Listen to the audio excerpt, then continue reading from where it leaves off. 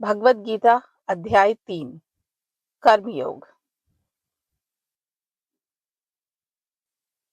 अर्जुन ने कहा, कृष्ण, अगर आप ज्ञान को कर्म से बेहतर मानते हैं तो फिर आप मुझे इस भयानक युद्ध में क्यों धकेल रहे हैं?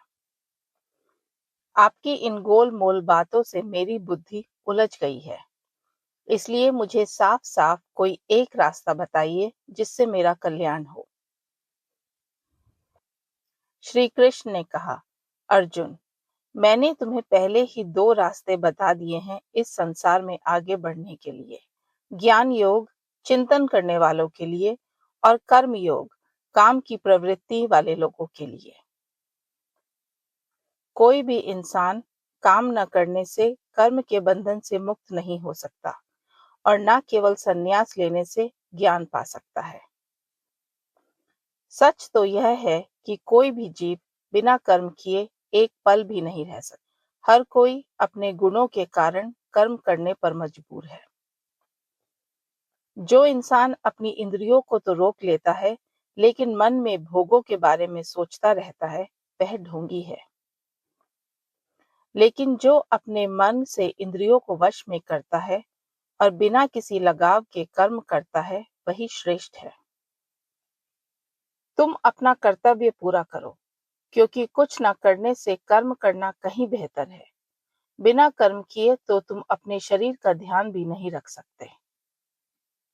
समर्पण भाव से किए गए कर्म के अलावा बाकी सभी कर्म इंसान को इस संसार से बांधते हैं। इसलिए अर्जुन, लगाव छोड़कर तुम समर्पण भाव से अपना कर्तव्य पूरा करो।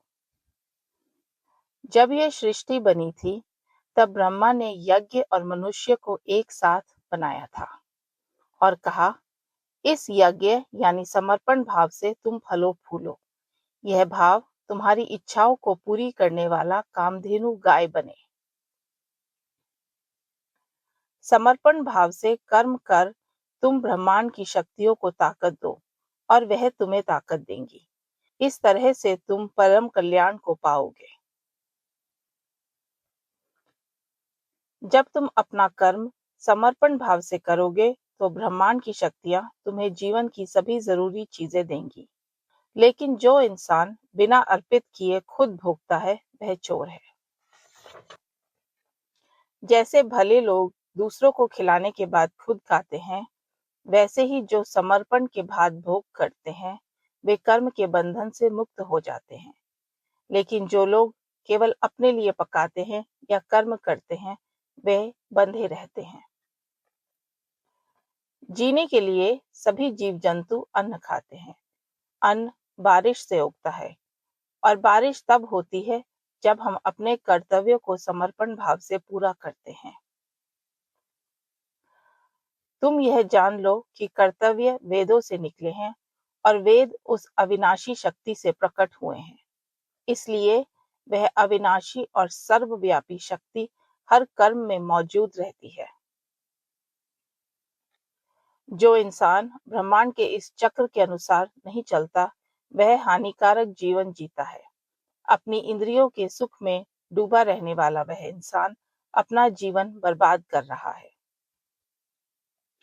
लेकिन जो इंसान स्वयं से खुश है, जो स्वयं से संतुष्ट है, उसके लिए कोई कर्तव्य बाकी नहीं रहता। ऐसे इंसान का ना तो कर्म करने में कोई स्वार्थ होता है, ना ही कर्म ना करने का कोई कारण। उसे अपनी किसी भी जरूरत के लिए किसी पर निर्भर नहीं रहना पड़ता। इसलिए तुम बिना किसी लगाव के अपना कर्म करो, क्योंकि बिना लगाव के कर्म करने से इंसान परम तत्व को पा लेता है।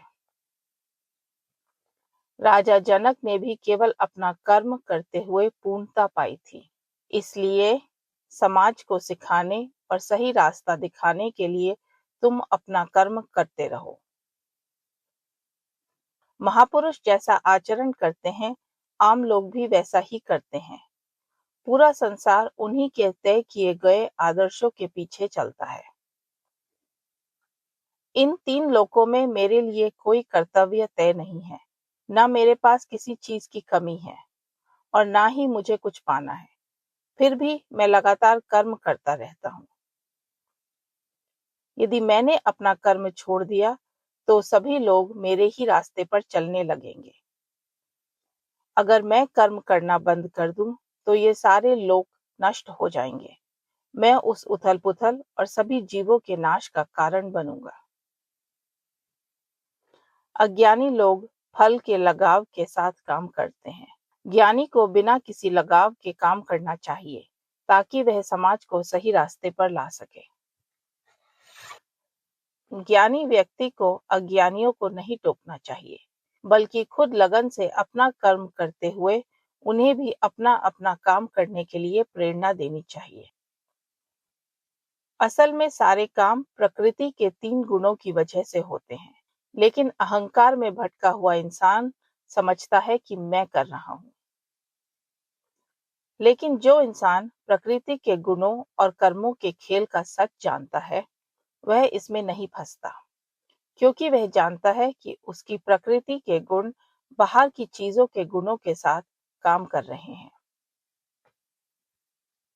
जो अज्ञानी लोग प्रकृति के गुणों का सच नहीं जानते, वे संसार के कामों में पूरी तरह डूब जाते हैं और उनसे बंध जाते हैं।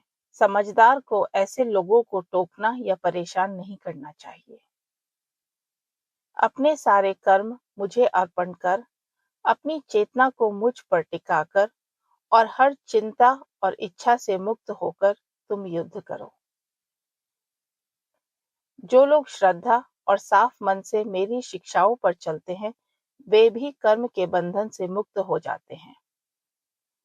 लेकिन जो इन शिक्षाओं को नकारते हैं और इन पर नहीं चलते, वे नासमझ, भटके हुए और बर्बाद हैं। सभी जीव अपनी जन्मजात प्रकृति के हिसाब से चलते हैं। ज्ञानी इंसान भी अपने स्वभाव के अनुसार ही काम करता है। ऐसे में केवल बाहरी दबाव क्या कर सकता है? हर इंद्रिय की पसंद और नापसंद होती है। इंसान को इनके वश में नहीं आना चाहिए, क्योंकि ये रुकावटें हैं। किसी दूसरे के धर्म को अच्छी तरह निभाने से कहीं बेहतर है कि इंसान अपना धर्म निभाए, चाहे उसमें कुछ कमियां ही क्यों ना हो। अपना धर्म निभाते हुए मरना भला है, जबकि दूसरे के रास्ते पर चलना खतरनाक है। अर्जुन ने कहा, कृष्ण, वह कौन सी शक्ति है जो इंसान को बुरे कर्म करने पर मजबूर करती है? श्री कृष्ण ने कहा, इच्छा और क्रोध। ये रजोगुण से पैदा होते हैं। ये कभी शांत नहीं होते और बहुत हानिकारक हैं। इस संसार में ये तुम्हारे सबसे बड़े दुश्मन हैं।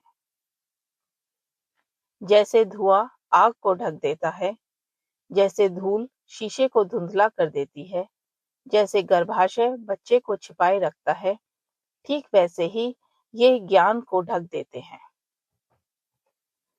आग की तरह इच्छा की भूत का कोई अंत नहीं है।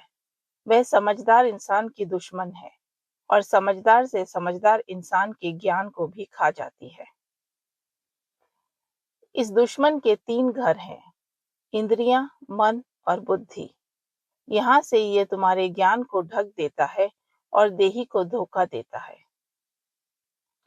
इसलिए तुम सबसे पहले अपनी इंद्रियों को वश में करो और ज्ञान और विवेक को नष्ट कर देने वाले इस राक्षस को खत्म कर दो। तुम्हारी इंद्रियां ताकतवर हैं, पर इंद्रियों से ऊपर तुम्हारा मन है। मन से ऊपर तुम्हारी बुद्धि है और इन सब से ऊपर तुम्हारी आत्मा। अब जब तुम्हें पता है कि तुम्हारी आत्मा तुम्हारी बुद्धि से भी ऊपर है, तो तुम अपनी इस शक्ति से अपने सबसे बड़े दुश्मन को मार गिराओ।